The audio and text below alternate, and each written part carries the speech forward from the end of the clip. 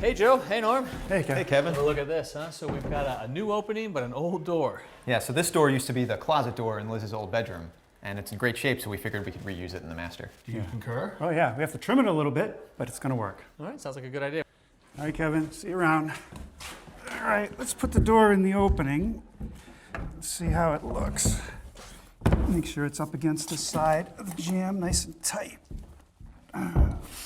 Okay, now if you look at the top, you can see it's tighter here than it is here. Yep. The sides look pretty good.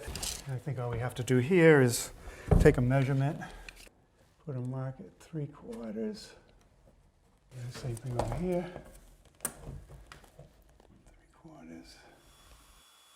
Because the door might have lead paint, we're going to use respirators.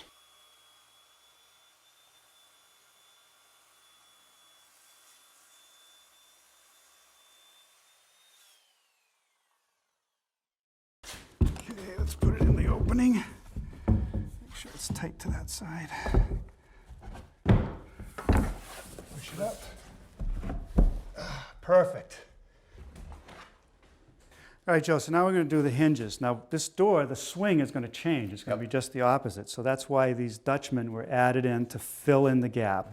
So we're going to re-mortise for the new hinges. These are the new hinges, the part that goes on the door. So we're going to locate it right about here. So what I want to do is keep the same margin of the mortise they had before. So I've taken my combination square and set it to about 1/4 inch. And I'm just going to draw a line right along this edge. Go a little bit further than I need. Now the mortise is a little bit bigger in length, so we'll just center this approximately halfway between, get it right on that line, and then take utility knife and just score the top and bottom of the hinge.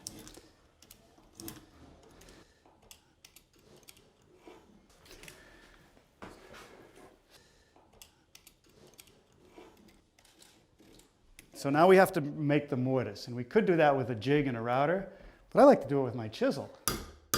You know, give it a couple of taps. Then we go to the other side, and you get to set it. And then I like to just go across the back. Across the grain is tough. With the grain is pretty easy.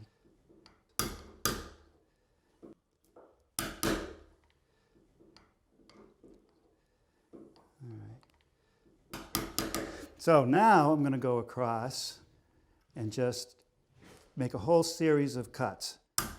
Like a couple taps, move it 1/4 inch, a couple taps, all the way across.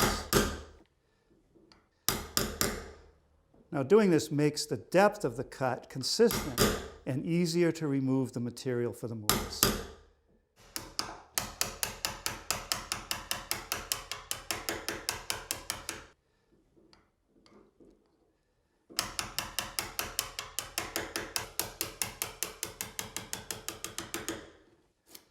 Be careful when you get to the ends, give it another hit.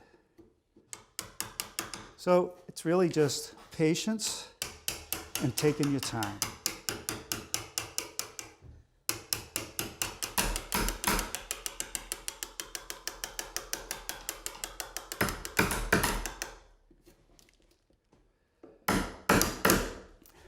All right, how's it going? Good. Thank you there. See how it looks. All right. Flush. Flush. I think we're All ready right. to put some screws in. Can you hold it? Sure. Okay.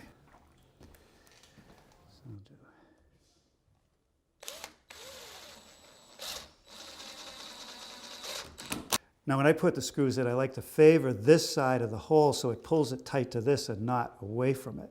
So if you go on that side, you know it's going to be nice and tight. All right.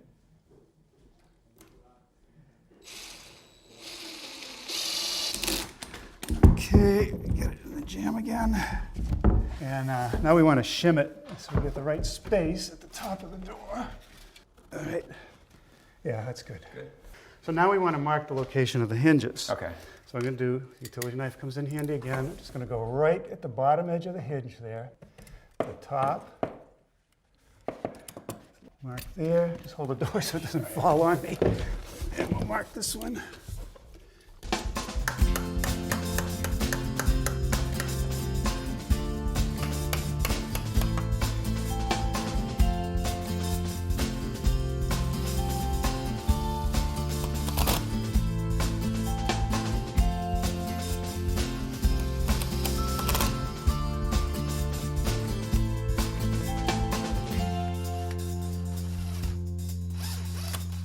All right, Joe. These are a little tricky, so you guide the bottom hinge and I'll guide the top one. You good? Yep. All right, drop it down. That's how we did. Nice. Perfect. Came out well. Nice job. Thanks. Now you know how to hang a door. This is great. All right. Thanks for watching.